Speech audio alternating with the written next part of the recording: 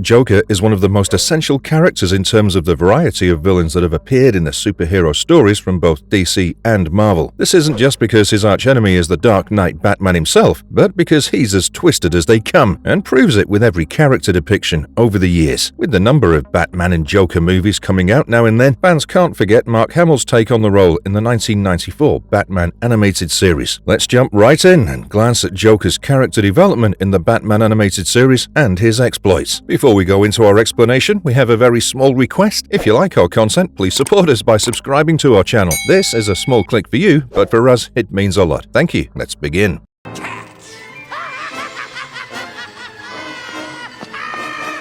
Joker's Favor, Season 1, Episode 22. Fans of Harley Quinn might be shocked to know that the character wasn't based on the comic books and was created for the Batman animated series. Only later would the fans and the creators see how cool the character turned out to be and put her on the pages of the graphic novels. The 22nd episode of Season 1, Joker's Favor, marked the character's first appearance. However, this episode also had an exciting arc about how Joker managed to use people as a part of his plan. In this case, it'd be Charlie Collins. This unremarkable gentleman from Gotham shows some road rage, not knowing that Joker was the person who cut him off. This act will make him a part of Joker's plan and land him in a series of unfortunate events. Joker makes a note of Charlie and spares his life in return for a favor. Charlie would be used as one of the people in the plan to attack Jim Gordon during a ceremony where he was being awarded. Even though the task Charlie was given seemed very menial, being aware of Joker, there had to be some more significant consequences for Charlie here. Harley Quinn prances into the ceremony with a giant cake and poisons everyone with a gas that makes them freeze.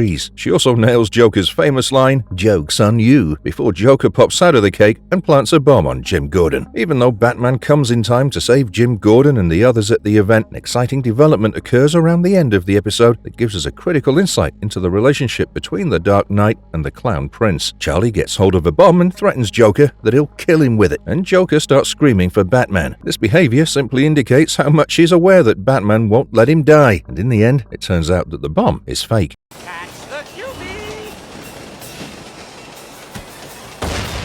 Be a Clown, Season 1, Episode 9. Suppose you thought Joker was influenced by his persona, which is very different from other villains in the superhero world. In that case, this episode takes things to a whole new level. When two crooks crash Mayor Hill's speech and he ends up giving a speech about how to deal with Joker and Batman, Joker decides to take matters into his own hands. Disguised as Jekyll the Clown, Joker crashes Mayor Hill's son Jordan's birthday. Even though he hadn't targeted the child, Jordan ends up following Joker because of the variety of colorful tricks he showcases in his disguise. Batman follows the trail thanks to Joker's trademark bombs and ends up reaching the circus where the Joker and Jordan are hiding. Jordan grows a likeness to Joker, and upon discovering the caped intruder, the kid teams up with Joker to lay traps for Batman. But over time, Jordan realizes that Joker isn't playing tricks and plans to harm Batman and runs off. Joker doesn't like this and goes after Jordan, probably because Jordan might be a good hostage if Batman breaks free. Imagine a man dressed in a clown costume taking your name and uttering the words, come out, wherever you are," as he chases you across a circus. That's the stuff of nightmares. Even though Batman manages to save Jordan and brings him back to Mayor Hill, this episode could have gotten dark, but it seems Joker did grow a soft spot for the innocence that Jordan showcased.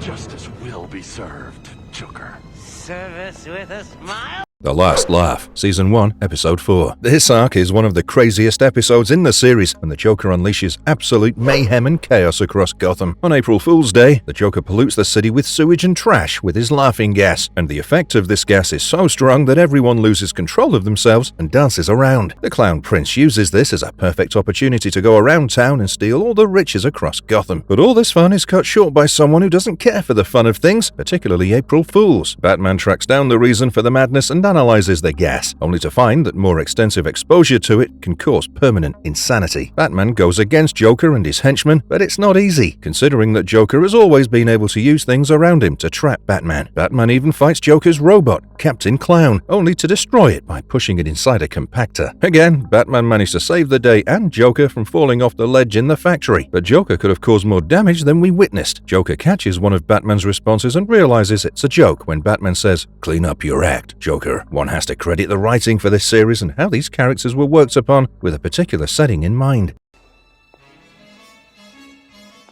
The cowl is familiar, but I'm blanking. Fear of Victory, Cameo, Season 1, Episode 24. In an episode where Batman investigates Scarecrow's deeds, even though he's supposed to be locked up in Arkham, many of the Caped Crusaders' enemies appear. As Batman goes to Arkham, he walks past the cells of Poison Ivy, Two-Face, and who else but the Clown Prince Joker himself. It's as if Arkham doesn't feel Arkham if the Joker's laughter doesn't echo in the halls where the Gotham crooks are imprisoned. Playing with his cards, Joker doesn't look up when Batman passes. Instead, he says, "The cowl is familiar, but I'm blanking on the face," clearly referencing Batman's hidden identity. Joker's laughter fills Arkham when Batman discovers that Scarecrow has filled his cell with a figure made of hay.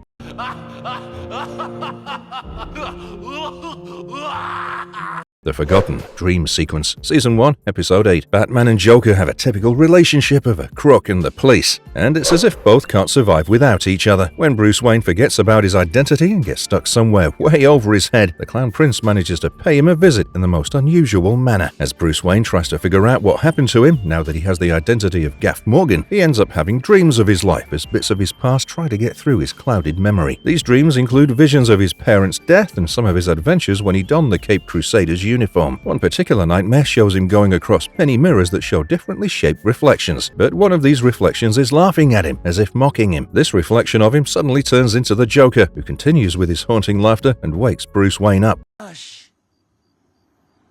Stay where you are.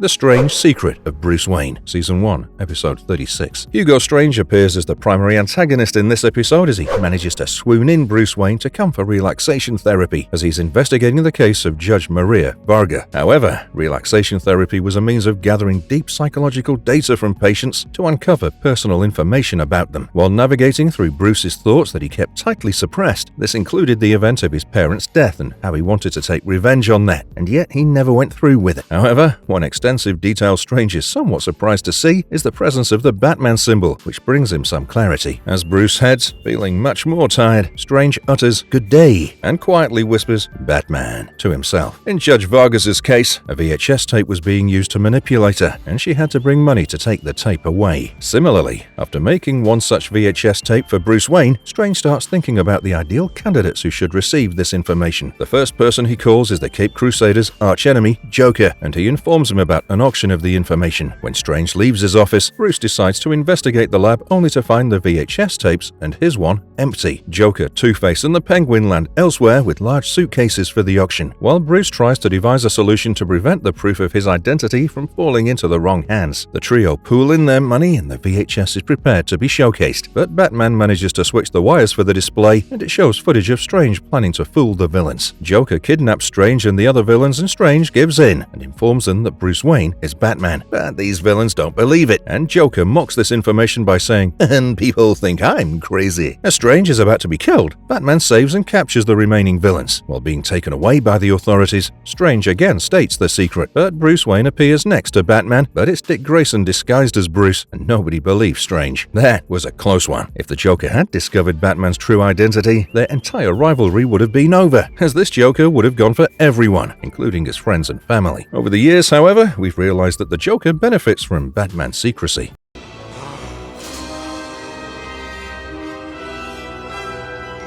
Dreams in Darkness, Hallucination, Season 1, Episode 28. This episode resembles Christopher Nolan's Batman Begins, as Batman investigates Scarecrow's plans to poison Gotham's drinking water. The gas being used to poison can give the victim hallucinations, and it ends up impacting Batman as he sees Joker while working on his computer. But it turns out that it was only Alfred coming from behind. The fact that Joker appears in this hallucination indicates that Batman has a weak spot when it comes to Joker, and there's more to this dynamic than we know. Later, when Batman's taken to Arkham, he keeps screaming, "Joker's got a bomb." You know, kids, we've got an item here no home should be without. Almost got him. Season 1, Episode 46. Batman's villains, Joker, Penguin, Two-Face, Killer Croc, and Poison Ivy sit around a table in the stacked deck to discuss their Batman theories. Then, the episode goes into each villain, narrating how they came close to getting Batman. While all the villains go through their versions of the story, Joker is the last one, and he talks about the previous night only when he captured Batman and fixed him up for torture. But Selina Kyle comes to his rescue, and even after Batman is rescued, she continues to pursue Joker, only to be caught by Harley Quinn. While finishing his story, Jerry, the Joker reveals that he's won the poker match. Unsatisfied with his ways, Killer Croc throws him off the table. Right then, everyone surrounding the table pulls out the guns and points them at the villains, only to reveal that it's the GCPD. Meanwhile, Batman saves Selina Kyle from her captivity under Harley Quinn. Even though the Joker managed to come close to defeating Batman, the Caped Crusader won't fall that easily, and will continue to get their stories like Tom and Jerry's adventures.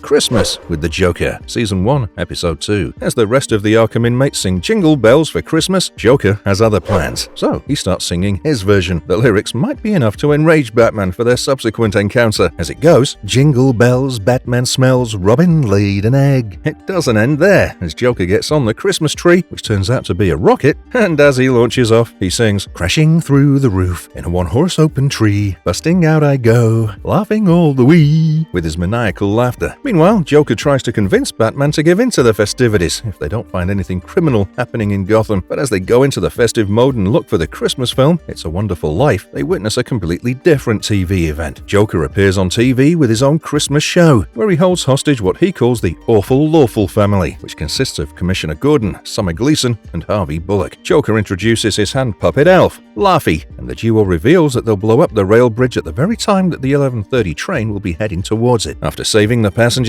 Batman heads to Ward, where he'd located Joker only to find a transmitter placed there, and Joker has outdone Batman again. But this isn't the only time that Joker manages to fool Batman, as he manages to put Batman against giant nutcracker soldiers and a variety of other chaotic enemies, only to solve the case finally when he ends up defeating Joker and putting him back in Arkham. The episode ends with Joker laughing maniacally at Arkham. Joker didn't hold back on the festivities and went entirely for the craziest Christmas ever. Kinda slow on the reflex. Joker's Wild, Season 1, Episode 40. Joker faces a rather interesting circumstance when someone opens a casino under his theme, including maniacal laughter as the Joker's puppet is placed on top of the entry. The Clown Prince finds it very offensive and decides not to let this go. On the other hand, Batman drops his other plans, realizing that this casino and its association with Joker might lead to some unfavorable circumstances. Joker escapes from Arkham to set things straight and ends up at the casino to deal with things directly and appears as one of the dealers at the table in the casino. The owner, Kaiser, passes this through when he sees Joker using foul means to make the players lose, but Bruce arrives trying to catch Joker. Bruce plays his hand in one of the tables and manages to win, which enrages the dealer, and it works like a giveaway that it might be Joker. Bruce takes swift action to capture him, but it turns out it's not Joker. Meanwhile, the real Joker sees the commission and sneaks away while Batman faces Kaiser to find his true intentions. According to Kaiser, he'd gone bankrupt with his previous casino and intended the theme of the new casino to enrage the Clown Prince so that he'd destroy it, and Kaiser would get the insurance money out of that. Before Batman can act against it, Joker puts him down and continues his plans to destroy the casino. When Batman comes to his senses, he tells Joker about Kaiser's original plans, and this hurts Joker, who cancels the explosion part of his plans and instead catches Kaiser to face him directly. But Joker hasn't stopped scheming as he faces Kaiser and plans to run the casino from behind. He could have gone through with this plan, but Batman stopped him. Joker was sent back to Arkham while Kaiser ultimately faced his downfall. This episode brought another layer to the relationship between Joker and Batman. It's sometimes very toxic, considering Joker took Batman's advice and acted on it, but before that, he made sure he threw a grenade at him, just for old time's sake. You're really sick, you know that, boss? The Laughing Fish, Season 1, Episode 33. Joker's always been good at keeping his brand of clown-related items and ensuring all his weapons bear the clown-like symbol. But he takes things to a whole new level when he places a specific poison in the sea that causes all the fish to have his smile and a white body with green fins. While people are shocked at this crazy resemblance with the Joker, the latter uses it to his benefit and goes to the Gotham Office of Copyrights to claim royalties for all the fishes in Gotham Harbor, as they look like him. He's told that the fish are a natural resource and can't be copyrighted, but that won't change his mind as he gives the office until midnight to decide. Later, he appears in a commercial for the Joker fish, and here he continues to make his threats against the individual who denied the copyright to the fish. Throughout the rest of the time, Joker threatens all the individuals associated with the copyright clause and attacks them with his toxin, causing them to have the Joker smile on their faces. Even though Batman manages to save the individuals, the authorities decide to catch Joker before he can continue with this mayhem. After managing to attack Joker's base during one of their usual fights, Joker falls into the ocean, and a shark dives right in, and it looks as if the shark devoured the Clown Prince. All this time, he wanted to gain the copyright for his looks being copied by the poisoned fish, but now he was eaten by a fish. Even though the episode's ending is quite satisfying, Joker's story is not over. Well, he can't die that easily. Dear friends, today is the day the clown cried. The Man Who Killed Batman, Season 1, Episode 51. Batman is dead. That's how this episode starts, and we find that an everyday Gotham man kills the Caped Crusader by mistake. But it doesn't take much time for Joker to realize that Batman's presence was the thing that made Joker's life enjoyable. Even though the person who killed Batman, Sidney Debris, was an absolute fool and didn't do anything actively, he gained quite a reputation in criminal circles for achieving something that a lot of criminals had failed to do all these years. Even Joker gets in on this and manages to get Sidney out of the prison with Harley Quinn's help to come face to face with the person who managed to kill his archenemy. After meeting Sidney, he tells him that since there's no more solid proof of the Caped Crusader's death, he'll experiment to check if he's stopped. As Joker and Harley conduct a museum robbery, Joker realizes after a while that Batman isn't going to come. This affects him, and he asks Harley to return the jewelry because none of the acts are fun if Batman isn't there to stop them from committing them. Now he plans to take matters to a whole new level as he conducts a faux funeral for Batman in the factory where the two crossed paths and led to the creation of Joker. Joker goes to the stage and gives a eulogy, saying, "Today, the clown cries, not for the passing of one man, but for the death of a dream." After the eulogy, Joker's henchmen put Sidney inside the coffin and put it on a conveyor belt that's heading for a vat of acid. But Sidney turns out to be lucky again, as the coffin manages to get sucked in through the drain before the acid can break through the coffin. Eventually, we find that Batman is still alive, and he's the one who ends up saving Sidney from another significant criminal. But this episode could be seen as the one where Joker lost his archenemy, or what it seems to be his best friend in the world, again proving that the duo cannot exist without each other. I might start a gang, no women. You hear me? Harley and Ivy, Season 1, Episode 56. Now we get into something that needs to be addressed regarding the relationship between Joker and Harley. The duo have a somewhat toxic relationship since Harley seems to have no idea of how Joker manages to abuse her emotionally and appears to be grooming her, too. This has been addressed quite often in the newer renditions of the character, where she seems more independent and focused on getting things right in her way. In Harley and Ivy, we see Joker and Harley undergo a spat during which Joker asks her if she thinks she's a better crook than him, to which Harley answers, maybe. Joker kicks her out of his team, but this doesn't deter Harley, as she decides to go through with her plans for a heist. During this heist, she comes across Poison Ivy, and fans might know that the WB animated series features the duo as a couple, which is quite similar to that concept. But Poison Ivy makes her aware of what Harley allows Joker to do with her, including the poor treatment. Coming to terms with this and realizing everything she's been through, Harley joins Ivy, and the duo go on their crime spree. Meanwhile, Joker realizes Harley's absence and the various things he's missed since she left, but the news that Harley and Ivy are being called the new queens of crime hits him hard, and he decides to act on it and attack their base. The two teams clash, only to be caught by the police. Even though Joker is convinced he'll never let a woman join his squad, Harley, who still has feelings for Joker, is hopeful that she can get back with her puddin'.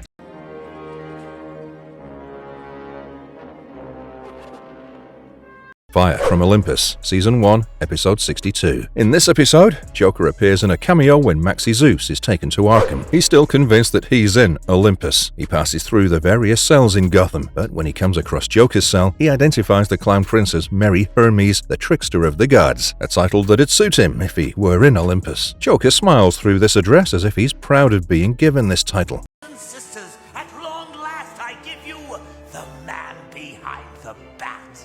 Trial, Season 2, Episode 3. Harley and Ivy reunite when the latter is put into Arkham again, but things might turn around for her when Harley reveals that Mad Hatter might have a plan. The criminals escape Arkham and go against the people responsible for putting them in Arkham with these long sentences. They kidnap Batman and Janet and put Batman through an impromptu trial where Janet will be his attorney, but the other roles will consist of Batman's enemies. The bailiff's role was given to Ventriloquist and Scarface, while Two-Face took on as the prosecutor. But the scariest part for Joker was that the jury included the Mad Hatter, Poison Ivy, Killer Croc, the Scarecrow, the Riddler, and Harley Quinn. And finally, the judge, who would be giving the sentencing was none other than Joker himself. As the villains prove that Batman is responsible for creating them and making them behave as they used to, Janet successfully defends Batman, but it was their court, and Joker finished by saying they'd still make Batman suffer and put down his chicken as his gavel. They take Batman to the electric chair, but Joker stops when they decide to uncover the man behind the mask. But right when Joker is about to take off his mask, Janet manages to turn off the lights in the room, and Batman breaks off his confinement. Batman escapes with Janet, and the duo talk about how they're both working towards a city that won't require Batman, with each one having its meaning behind it. You must have seen Scarecrow as a judge in The Dark Knight Rises, but Joker might be a lot more ruthless than one could have expected him to be. Baby, you're the greatest. Harlequinade, Season 2, Episode 7. Remember when Joker decided he wouldn't allow a woman to be a part of his team and had a feud with Harley Quinn? Well, it seems that things will rekindle in the craziest story ever. Batman seeks Harley Quinn's help to stop Joker, who's threatened Gotham with an enormous bomb. With this bizarre team-up between the Caped Crusader and Harley Quinn, they talk about various things involving how Joker is a menace. Batman also states that he hopes Harley Quinn will understand what Joker does to people when she has to face his wrath, too. Throughout the entire episode, Harley Quinn gives us a version of Joker and an interpretation that indicates how much she's obsessed with him and how she perceives the Clown Prince. But when the opportunity comes, Harley Quinn manages to fool Batman and gets him captured while returning to Joker. Considering that Joker had a biplane ready to escape when the bomb exploded, he makes an excuse for not getting time to pick up Harley from Arkham. Harley believes this explanation and teams up with him, but when she realizes that Joker has no plans to save her friends, the other inmates of Arkham, she turns against him. In the end, when Harley Quinn goes against Joker, the latter exclaims, "Baby, you're the greatest." Since he knows that whatever happens, Harley's love for him will always be more significant. The two embrace each other now that they've gone through this crazy journey together. Riddlers Reform, Season 2, Episode 14. Once again, we see Joker in one of the cells next to Riddlers in an episode where Riddler was supposed to defeat Batman successfully with his masterful trap, yet he failed. As Batman explains to Robin how he managed to avoid the trap, Riddler breaks down in Arkham, and he continues to exclaim how good his trap was and how impossible it was for anyone to get away. In the next cell, Joker struggles with this breakdown as he tries to tolerate the shouting Riddler. I'm back. Make 'em Laugh, Season 2, Episode 18. Over the years, there have been a lot of Joker stories, but this one might be somewhat similar to the version we saw in Joaquin Phoenix's Joker. A beloved comedian turns into a villain and attacks people if they don't hand him their purses and other valuables. Batman investigates, only to find that another comedian has been kidnapped. The dots connect when 3 of the victims of these recent attacks seem to be the judges for Gotham's annual laugh-off stand-up comedian competition. To get more details, Robin and Batman check the taping of the previous year's competition, only to find someone familiar appearing there. When the last comedian is done with his chance on stage, someone named Smiling Shecky Rimshot comes to the stage and begins his routine. But his act is stopped, and he's dragged off stage by the guard because he hasn't registered. While being taken away, the comedian yells that he's Gotham's greatest comedian and will take revenge for this. As the audience laughs at him, Batman identifies that it's none other than the Joker himself. Joker conducts the competition that day and declares himself the winner while performing in his disguise, but the audience doesn't find it funny. They are instead horrified when they discover that he's the Joker. But Batman manages to arrive at the scene and stop Joker, who'd also controlled Lorraine using a chip. As Joker is caught by Batman when he falls off a clown-shaped balloon he'd kept for his escape, Joker gets the audience around him to laugh, but not for his jokes this time. As the police take him, he pulls up his pants, but they keep coming off. Humiliated by the turn of events, Joker hides his face in the trophy.